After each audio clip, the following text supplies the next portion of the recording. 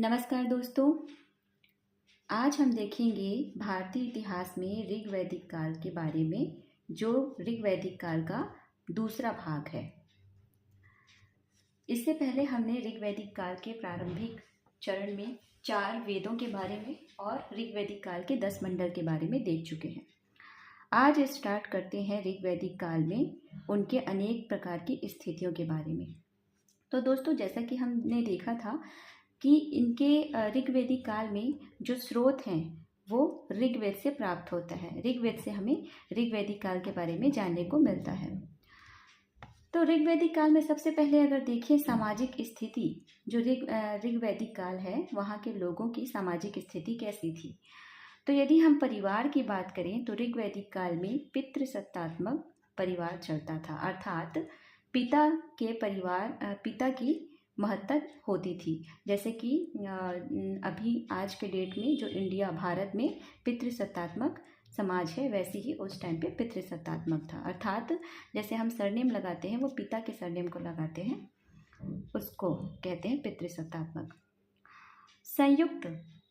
संयुक्त परिवार उस समय ऋग्वैदिक काल में होता था। संयुक्त परिवार अर्थात कि जिस परिवार में माता पिता के साथ साथ दादी दादा और बच्चे भी रहते हैं, उसको बोलते हैं। स्त्रियों की स्थिति सम्मानजनक थी। देखिए, पितृसत्तात्मक समाज होने के साथ बाद भी स्त्रियों की स्थिति यहाँ पर सम्मानजनक थी। विवाह नामक संस्था की स्थापना भी हुई और उपनयन संस्कार।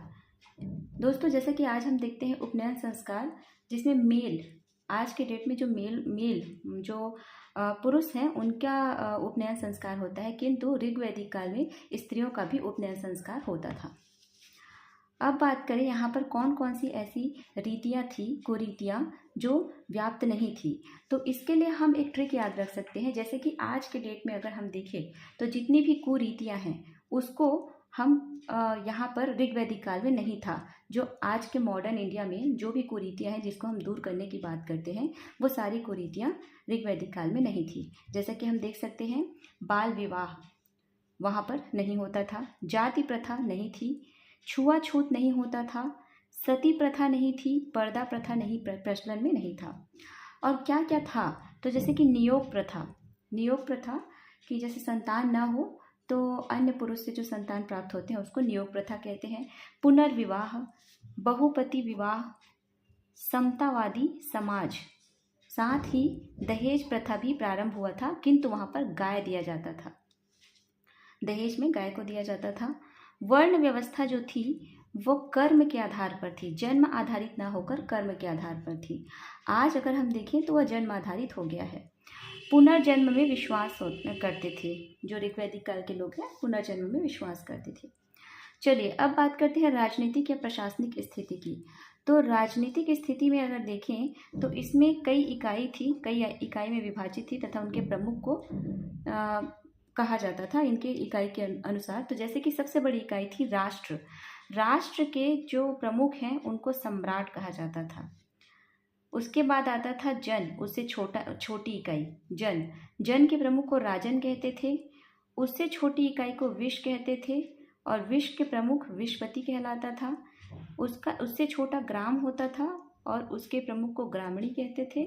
सबसे छोटी इकाई कुल होती थी, जिसके प्रमुख को कुलप कहते थे। कुल को हम एक परिवार के रूप में देख सकते हैं। परिवार सबसे छोटी इकाई थी जिसको ऋग्वैदिक काल में कुल कहा जाता था। अब बात करें यहाँ पर जो राज व्यवस्था थी वो कैसी थी। तो यहाँ पर राजतंत्र की व्यवस्था नहीं थी इस समय। यहाँ पर जो परिषद थे उसमें कुछ महत्वपूर्ण परिषद जैसे कि समिति, सभा और विदत। समिति में राजा का चुनाव समिति के अकॉर्डिंग होता था। वहीं सभा चुने हुए सदस्यों से मिलकर बनी जो परिषद होती थी उसको सभा कहा जाता था। विदत में क्या होता था कि जो युद्ध से जो सामान लूट कर लाए रहते थे उसका बंटवारा जो होता था उस परिषद को विदत कहते थे। अब यहाँ पर हम कुछ प्रमुख अधिकारियों के बारे में देखें तो पुरोहित, जिसे राजा का गुरु कहा जाता था, सेनानी सेना प्रधान होता था, ग्रामीणी गांव का सैन्य संगठन होता था, वाजपति चारागाह या गोचर भूमि का अधिकारी, उग्र अर्थात पुलिस व्यवस्था को कहते थे, पुलिस को। स्पश अर्थात गुप्तचर होता था। और पूरब दुर्गपति। अब इनकी आर्थिक स्थिति के बारे में बात करें तो आर्थिक स्थिति के अंतर्गत हमने जैसे देखा था, सिंधु घाटी सभ्यता एक नगरीय सभ्यता थी, किंतु जब वैदिक सभ्यता आती है तो उसमें यह ग्रामीण सभ्यता का रूप ले लेता है। इसका जो मुख्य व्यवसाय था वो कृषि और पशुपालन था। कृषि के अंतर्गत मुख्य रूप से जौ की खेती की जाती थी, जिसको उस काल में यव भी कहा जाता था, और अन्य फसलों में धान्य अर्थात धान की फसल भी ली जाती थी। बिक्री का माध्यम देखें तो बिक्री, जैसे कि हम आज कोई भी सामान लेते हैं तो पैसे रुपया देते हैं, वैसे ही उस समय क्या दिया जाता था, तो वस्तु विनिमय अर्थात एक वस्तु के बदले दूसरे वस्तु देकर कोई सामान खरीदा जाता था। या फिर गाय दिया जाता था, गाय को, या निस्क एक स्वर्ण मुद्रा थी जिसको दिया जाता था। दोस्तों, जैसा कि हम गाय को देखेंगे तो गाय को यहाँ पर बहुत पवित्र माना जाता था, जिसे अघन्य अर्थात जिसकी हत्या नहीं की जा सकती यह भी कहा जाता था। उनको बहुत पवित्र माना जाता था। मापक इकाई के रूप में देखें तो वस्तु के मापन के लिए मन, भूमि के मापन के लिए खिल्य, समय के मापन के लिए गोधुली तथा दूरी के मापन के लिए गव्यतु का प्रयोग किया जाता था। धार्मिक जीवन की अगर बात करें तो धार्मिक जीवन में कई देवताएं प्रमुख थी, जैसे कि इंद्र। सबसे पहले इंद्र, जिनका 200 बार नाम आया, 250 बार इनका नाम लिया गया है। इनको आर्यों का नेतृत्वकर्ता या वर्षा के देवता के रूप में जाना जाता था। दूसरे में हम अग्नि देवता को देखेंगे, जिनका वर्णन 200 बार किया गया है। इनको मनुष्य और देवता के मध्य एक मध्यस्थ देवता के रूप में जाना जाता था। तीसरे में वरुण देवता की बात करें तो वरुण देवता को ऋतस्य गोपा अर्थात ऋतु का देवता या संरक्षक या जल निधि के देवता के रूप में जाना जाता है। यदि हम सोम की बात करें तो उनको वनस्पति देवता तथा मारुत को तूफान या पवन के देवता के रूप में जानते हैं। अब यदि हम बात करें इसमें देवताओं का वर्गीकरण किस प्रकार से किया गया था, तो देवताओं के वर्गीकरण में हम देखेंगे तो इसको 3 भागों में बांटा गया था। 3 प्रकार के देवता के रूप में देखा जाता है। जैसा कि पृथ्वी के देवता के अंतर्गत पृथ्वी, अग्नि, सोम या नदियों को लिया जाता था। अंतरिक्ष के देवता के अंतर्गत इंद्र, वायु, मरुत या पर्जन्य को लिया जाता था। आकाश के अंतर्गत विष्णु देवता, सूर्य, सविता और वरुण को आकाश के देवता माने जाते थे। अब यदि हम इनके न्याय व्यवस्था की बात करें तो न्याय व्यवस्था में जो इनका न्याय व्यवस्था था वह धर्म पर आधारित था, और इनका मुख्य विषय था गाय। अर्थात जो होता क्या था कि जो लड़ाई होती थी वो ज़्यादातर गाय या पशुओं की चोरी को लेकर होती थी। इसमें मृत्युदंड का प्रावधान नहीं था। इसमें कुछ टर्म्स हैं, जैसे कि गविष्टि का अर्थ होता है गाय का अन्वेषण, गाय की खोज करना। सतदाय एक व्यक्ति को सतदाय के बराबर माना जाता था, अर्थात एक व्यक्ति को 100 गायों के बराबर माना जाता था।